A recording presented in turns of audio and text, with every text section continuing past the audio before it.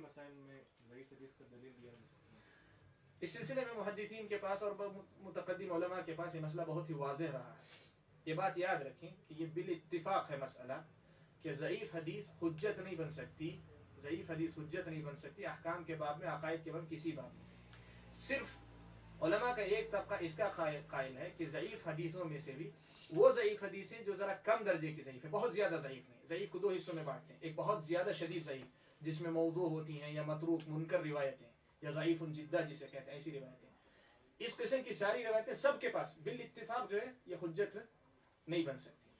البتہ جو ہلکی پھلکی ضعیف ہیں جن کے اندر ذرا سا کہ کوئی اور سند مل جائے تو شاید تقویت پہنچ جائے، کوئی اور قرینہ ملے تو پہنچ جائے، ایسی جو ضعیف اور اس کے لیے کوئی قرینہ نہیں ہوتا، ایسی ضعیف روایتوں کو وہ بھی بعض علماء نے کہا کہ صرف فضائل کے باب میں بیان کیا جا سکتا ہے. اور بیان کرنے والا بھی یہ عقیدہ رکھے کہ اللہ کے نبی کی حدیث نہیں بلکہ احتیاط کے طور پر میں بیان کر رہا ہوں.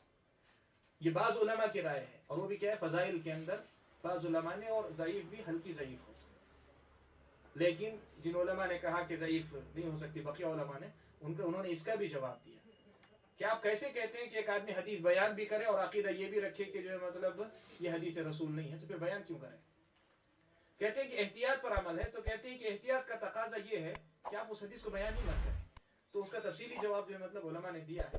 تو ضعیف حدیث کو بالاتفاق کہہ رہا ہوں، یہ علمی دنیا میں اگر آپ دیکھیں بالاتفاق سب کے پاس جو ضعیف حدیث احکام کے باب میں یا عقائد کے باب میں، دین کے باب میں، کسی بھی میدان میں حجت نہیں بن سکتی. ضعیف میں سے وہ جو کمتر درجے کی ضعیف ہے اسے فضائل کے باب میں، اور فضائل کے باب میں کا مطلب یہ کہ کوئی شریعت کا مسئلہ پہلے سے ثابت ہے، اس کی فضیلت کے سلسلے میں کوئی حدیث آ رہی ہے تو صرف فضائل کے طور پہ بیان کیا جا سکتا ہے. یہ جو ہے بعض علماء کی رائے رہی، اور یہ بھی مرجوح رائے.